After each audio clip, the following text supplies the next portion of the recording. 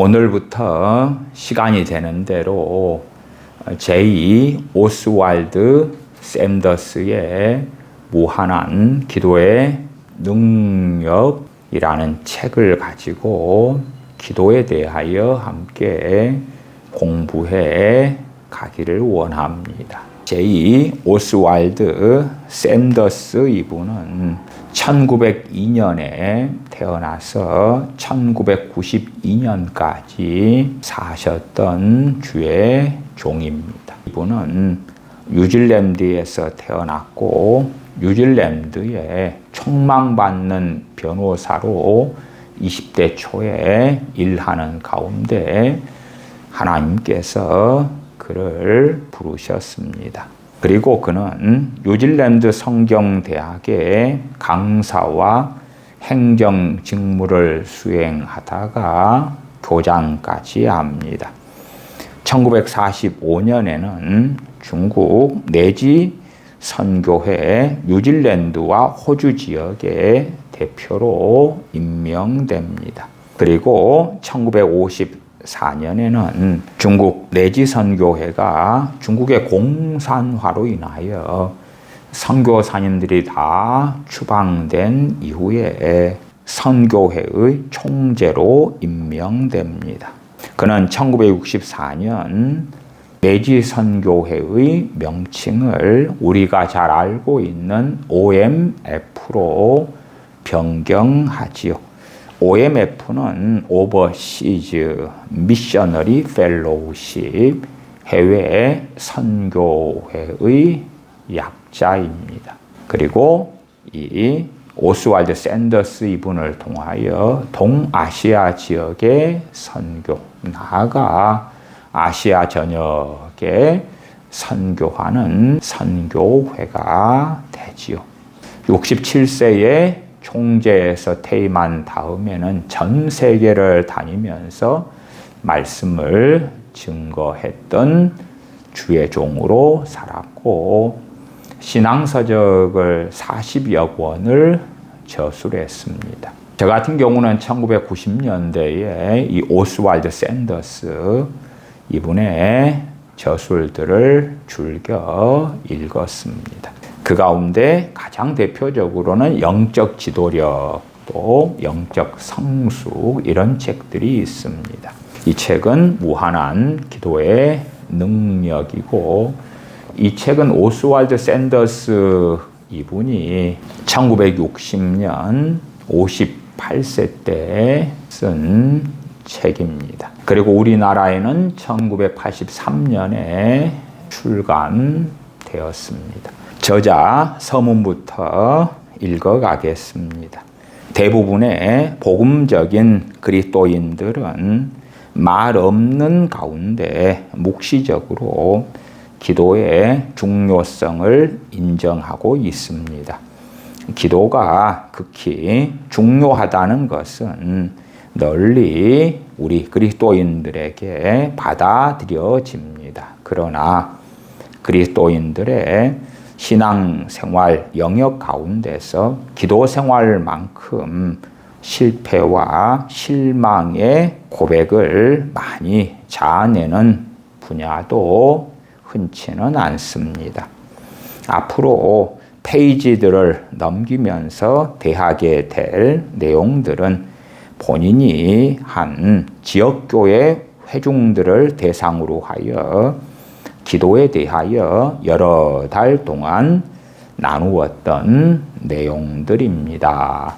어떤 교회에서 몇 달 동안 기도에 대하여 가르쳤던 내용들을 무한한 기도의 능력 이 제목의 책으로 출간했지요. 각 장에서 다루고 있는 주제에 관련된 기도문이 그 장에 끝날 때마다 하나씩 소개하고 있는데 서로 다른 시대를 살면서 하나님의 일꾼으로 사용되셨던 분들의 기도를 다른 사람들은 어떻게 하나님께 나아가는지를 예시한다는 의도에서 제시해 보았습니다.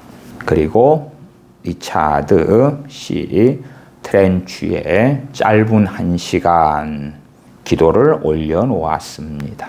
짧은 1시간, 주여 당신 존전에서 보낸 짧은 1시간이 우리 속에 얼마나 큰 변화를 가져오는지요. 우리 가슴에서 무거운 짐이 제거되고 메마른 땅이 소나기로 생기를 얻나이다. 우리가 무릎을 꿇으면 우리 주변의 모든 것이 낮아지는 것처럼 보이고 우리가 일어나면 원근에 있는 모든 것이 맑고 밝은 기계를 펴며 일어나나이다. 무릎을 꿇을 때에 우리는 얼마나 연약한지요. 일어나면 얼마나 능력으로 충만한지요. 그런데 왜 우리는 믿음의 굳건히 서지 못하는 잘못을 우리 스스로에게 범하고 있는지 모릅니다. 왜 우리에게 기도가 있고 기쁨과 힘과 용기가 주님과 함께 주어져 있는데 우리는 왜 염려에 마음이 눌리고 상심하며 낙심해야 하는지요. 그 다음은 기도의 학교 글이 있습니다. 성경 본문은 누가복음 11장 1절 2절을 제가 읽겠습니다. 예수님께서 한 곳에서 기도하시고 마치심에 제자 중 하나가 여짜오되 주여 요한이 자기 제자들에게 기도를 가르친 것과 같이 우리에게도 가르쳐 주옵소서. 예수님께서 이르시되 너희는 기도할 때에 이렇게 하라. 아버지여 이름이 거룩히 여김을 받으시오며 나라가 임하시오며. 예수님께서는 그의 제자들을 데리고 조용하고 한적한 곳을 찾으셨습니다. 분주한 사역을 멈추시고 그들에게 휴식할 시간을 마련해 주신 것입니다. 주님께서는 한적한 시간을 이용하셔서 기도하셨습니다. 그때에 주님의 제자들은 주님 가까이에 머물러 있었습니다. 주님의 제자들은 주님의 기도를 경청할 수 있는 특권을 얻었습니다. 그들은 기도하시는 주님을 지켜보았습니다. 그들은 헌신적으로 기도에 몰두하고 계신 주님의 얼굴을 보았습니다. 그들은 하나님의 임재를 느꼈고 깊은 경외심을 느꼈습니다. 주님께서 기도를 마치셨을 때에 제자 중 하나가 그들의 공통된 바램을 대변하여 주여 요한이 자기 제자들에게 기도를 가르친 것과 같이 우리에게도 가르쳐 주옵소서라고 요청했습니다. 제자들은 주님께서 권능 있게 이적을 행하시는 것을 보았습니다. 그러나 그들은 그러한 권능을 구하지 않았습니다. 그들은 주님의 전무후무한 설교들을 들었습니다. 그러나 그들은 설교하는 것을 가르쳐 달라고 구하지 않았습니다. 그들이 간절히 알기를 원했던 것은 주님의 기도 생활, 아버지와의 영교였습니다. 주님께서는 즉시 제자들의 요구에 응하셔서 그들에게 기도를 가르쳐 주셨습니다. 우리에게 무엇보다 필요한 것은 기도일 것입니다. 주님께서는 그의 사도들의 간청에 그와 같이 즉각적으로 응하셨다면 우리가 주님 저희들에게도 기도를 가르쳐 주십시오라는 진실한 소망을 가지고 구한다면 들어주실 것을 믿습니다. 여러분은 앤드류 머레이가 이른바 기도의 학교라고 불렀던 이 학교에 들어갈 준비가 되어 있습니까? 여러분은 기꺼이 기도를 배우겠다는 각오가 서 있다면 여러분은 은총과 간구의 영이신 성령님께서 여러분에게 역사하실 것을 믿어도 좋습니다. 이제부터 여러분이 읽게 되실 내용은 기도에 대한 우리 주님의 가르침에 기초하고 있습니다. 기도에 대한 이론을 아무리 잘 통달했다 할지라도 오직 기도함으로서만 우리는 기도를 배우게 됩니다. 주여, 우리에게도 기도를 가르쳐 주옵소서. 우리는 기도에 대하여 배우기 위하여 주님의 제자들처럼 주님께 이렇게 구해야 할 것입니다. 첫 번째 장입니다. 첫 번째 장은 예배와 앙모입니다.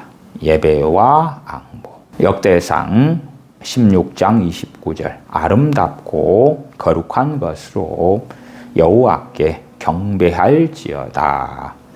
여기에서 예배는 경배를 포함한 개념이에요. 내용상에 나와 있습니다. 읽어갑니다.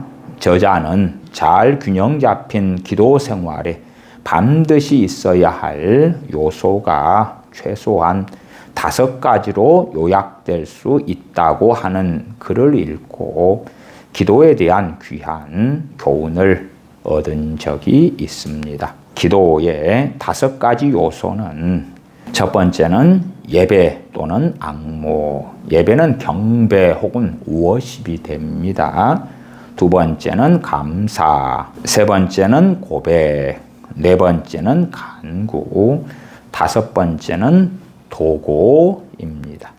이 개념은 새로운 기도의 세계를 열어줄 것입니다. 기도의 5가지 요소. 예배 혹은 앙모. 두 번째는 감사. 세 번째는 고백. 네 번째는 간구. 다섯 번째는 도고. 타인을 위한 기도. 교회를 위한 기도. 이웃을 위한 기도. 나라와 민족을 위한 기도 등도 다 포함될 것입니다. 주여, 우리에게도 기도를 가르쳐 주옵소서라는 제자들의 요청에 대한 우리 주님의 즉각적인 대답은 너희는 기도할 때에 이렇게 하라. 아버지여, 누가복음 11장 2절. 바꾸어 말해서 기도는 하나님으로부터 시작한다는 점입니다. 하나님의 관심사와 이해관계가 먼저 선행되는 것입니다. 주기도문의 전반부는 하나님 중심의 기도, 후반부는 우리의 필요를 위한 기도다고 전에도 설명을 드렸습니다. 이것은 극히 중요한 교훈입니다. 우리의 기도에서 하나님이 최상의 자리를 차지하지 않는다면 우리의 기도는 빈혈증에 걸릴 것입니다.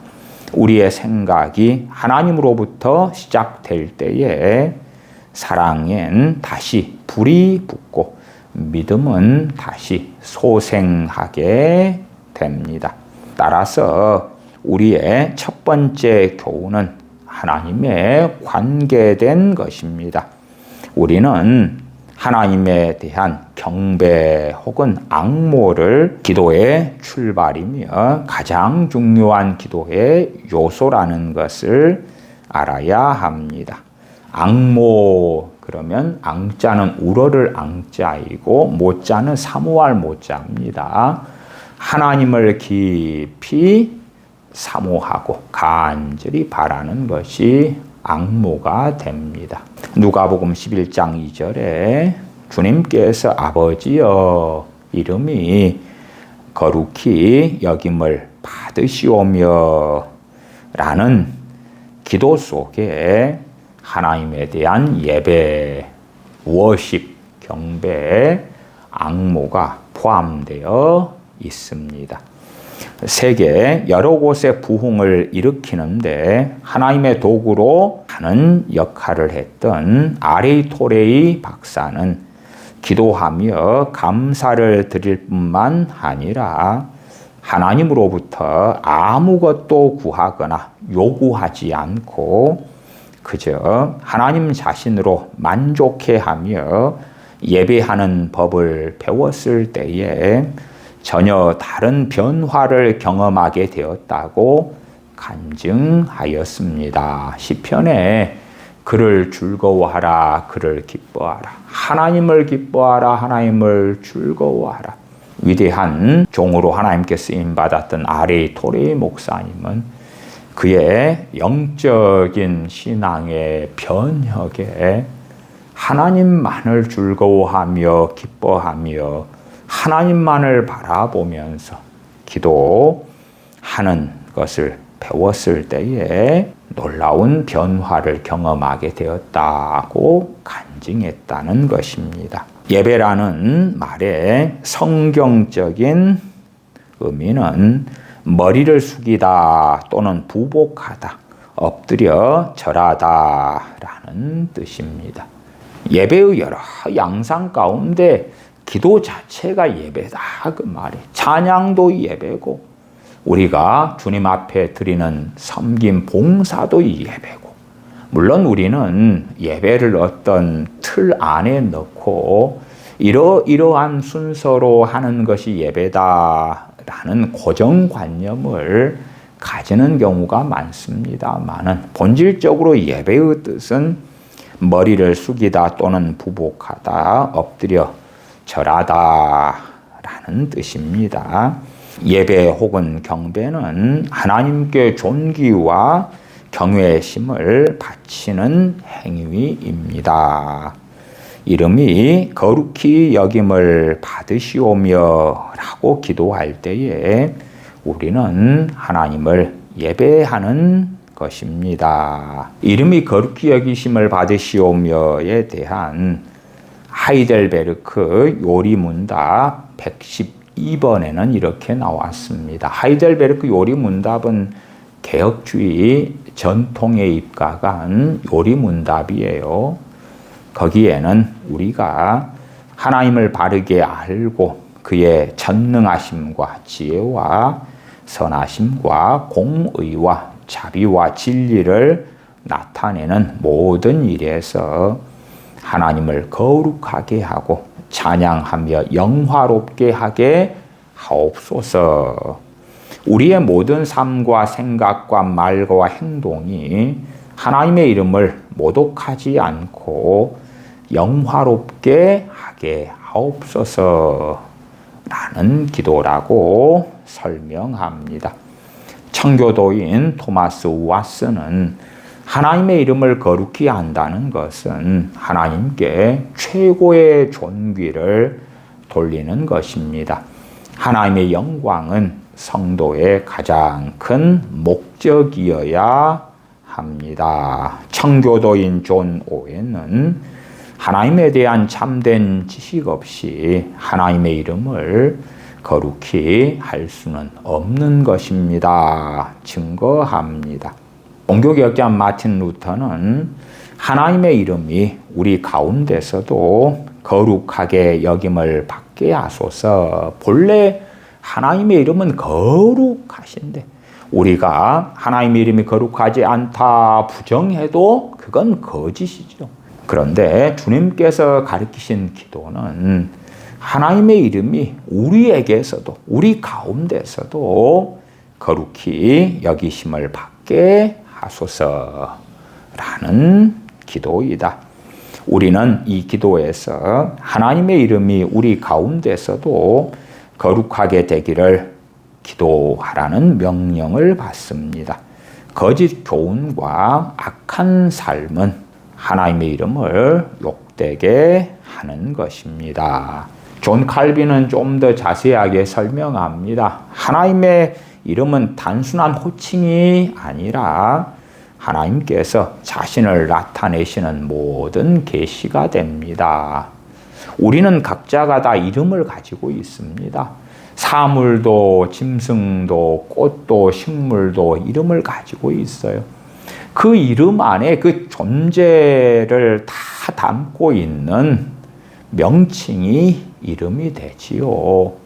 해바라기, 그러면 해바라기 모든 것을 표현하는 것이 이름인 것처럼 여호와의 이름, 하나님의 이름, 아버지의 이름이 거룩히 여김을 받으시오며 할 때에 그 하나님의 이름은 하나님의 전능하심, 거룩하심, 인자하심, 긍휼하심, 사랑하심, 용서하심, 구원하심, 그 모든 것들이 다 포함된 이름이지요.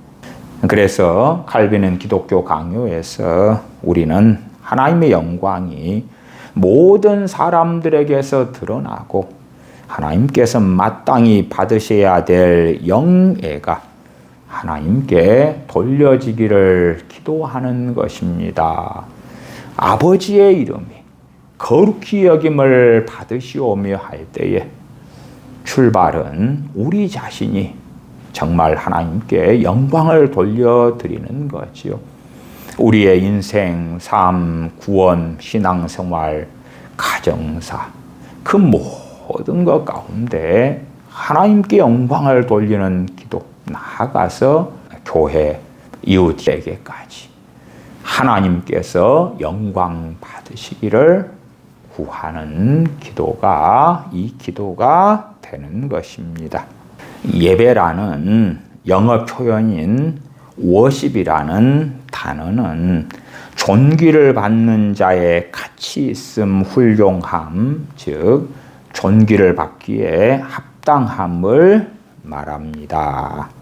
이는 요한계시록에서 그리스도에게 드려지는 찬양에 잘 나타나 있습니다. 계시록 5장 12절에 죽임을 당하신 어린 양이 존귀와 영광과 찬송을 받으시기에 합당하도다. 우리는 하나님께서 우리를 위해 주신 것에 대하여 감사하는 가운데 하나님을 예배할 수 있습니다. 그러나 우리가 하나님의 하나님 되심 그 자체를 인하여 하나님의 존재의 완전함과 뛰어남을 인하여 하나님을 예배할 때에 우리의 경배는 더 높은 차원에 이르게 될 것입니다.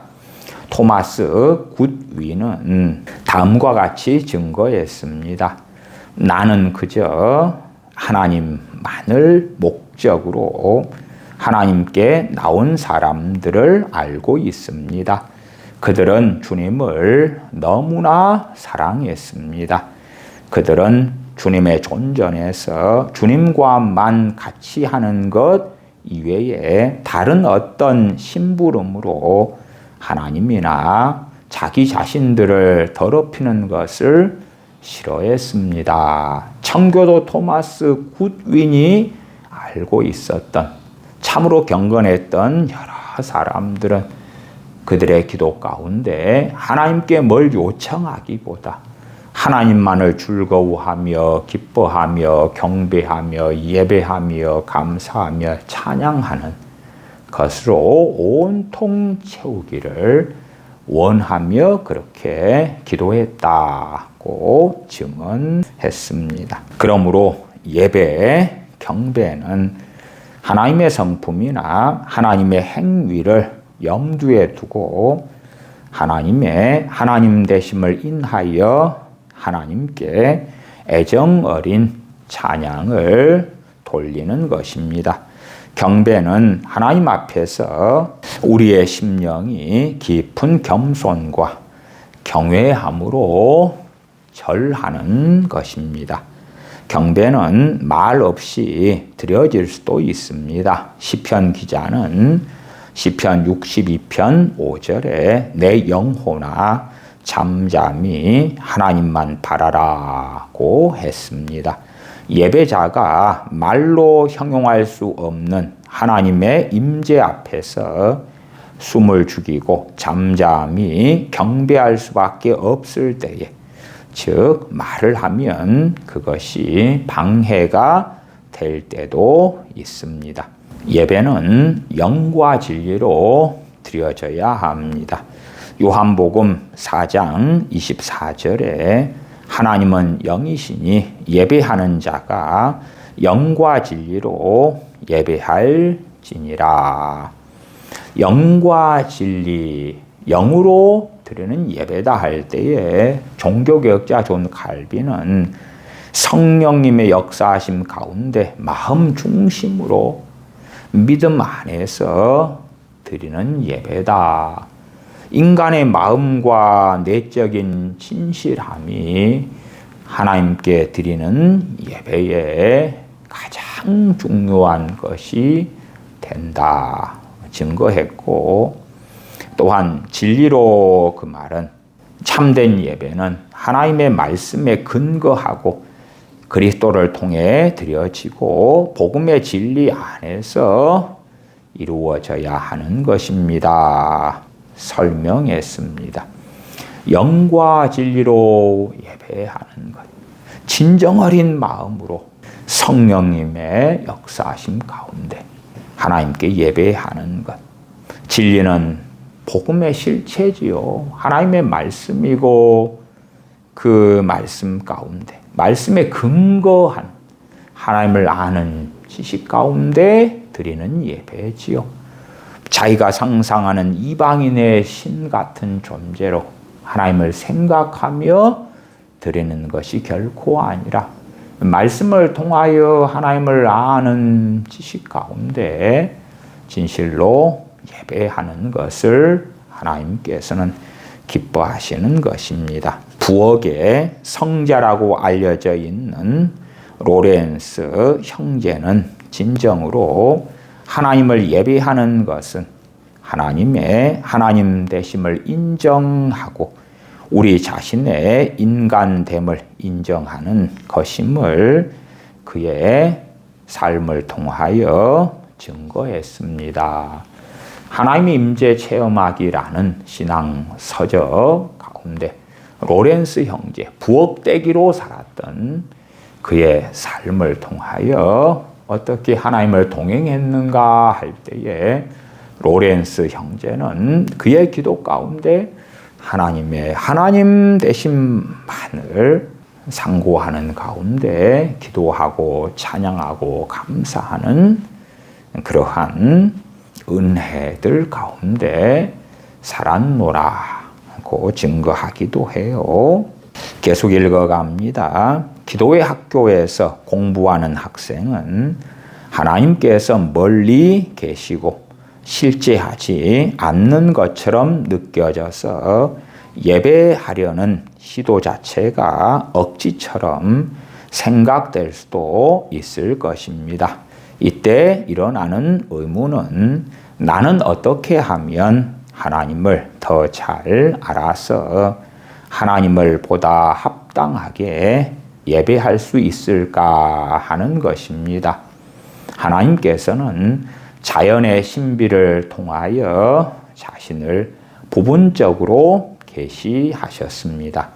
시편 19편 1절에 하늘이 하나님의 영광을 선포하고, 우리는 하나님의 창조 세계에서 하나님의 전능하신 위엄과 초월적인 아름다움과 헤아릴 수 없는 지혜를 배우게 됩니다. 그러나 자연은 하나님을 사랑과 자비의 하나님으로 계시해 주지는 못합니다. 고린도후서 4장 6절에 어두운 데서 빛이 비추리라 하시던 그 하나님께서 예수 그리스도의 얼굴에 있는 하나님의 영광을 아는 빛을 우리 마음에 비추셨느니라. 우리는 하나님의 영광을 아는 빛을 예수 그리스도의 얼굴에서 충분히 볼 수가 있습니다. 하나님의 모든 충만이 예수님 안에서 몸의 형태로 거하셨습니다. 따라서 그리스도를 무시하는 어떠한 예배도 하나님께 용납될 수가 없는 것입니다. 그리스도 한 분만을 통하여 우리는 아버지께 나아갈 수 있기 때문입니다. 나아가 우리는 두 번째 질문을 가지게 됩니다. 나는 하나님을 계시하시는 그리스도를 어떻게 알 수 있는가? 물론 이 질문에 대한 대답은 우리는 1차적으로 성경을 통하여 그리스도를 안다는 것입니다. 성경만이 예수 그리스도를 알 수 있는 확실한 방법이 됩니다. 주님께서는 요한복음 5장 39절에 너희가 성경을 상고하거니와 이 성경이 곧 내게 대하여 증거하는 것이로다 말씀하셨습니다. 성경에서 우리는 그리스도를 통해 계시된 하나님에 대한 완전하며 만족할 만한 해석을 찾아볼 수가 있습니다. 성경은 예배와 앙모를 자극할 수 있는 자료로 가득 차 있는데 특히 하나님의 영감을 받아 기록된 기도서인 시편이 그러합니다. 시편을 읽을 때에 그 내용을 기도로 사용해 보십시오. 방대한 양의 진리가 우리의 탐구를 기다리고 있습니다. 위대한 주제들인 하나님의 거룩하심, 하나님의 주권, 진리, 지혜, 신실하심, 인내하심, 사랑하심, 자비로우심, 온유하심 등의 모든 것이 우리의 예배를 이끌어 줄 것입니다. 개인적인 경건의 시간에 좋은 찬송가를 사용하는 것은 예배에 커다란 도움을 줄 수가 있습니다.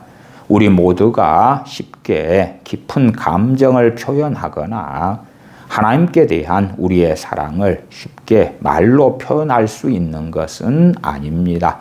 우리는 하나님께 대한 우리의 생각이 빈곤하며 그 생각을 표현할 말이 부족함을 절실히 느끼곤 합니다.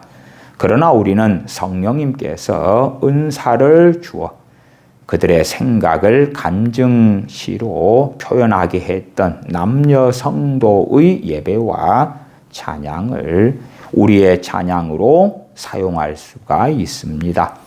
찬송들을 규칙적으로 사용해 보십시오.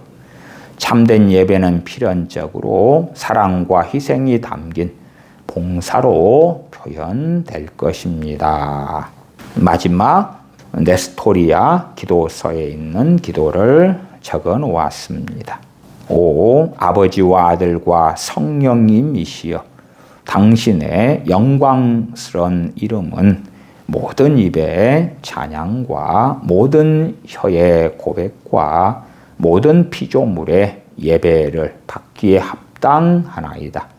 은혜로 세계를 창조하시고 사랑으로 세상을 구원하신 이시여 오 하나님이시여 당신의 위엄 앞에 천천만번 머리 숙여 앙모하나이다.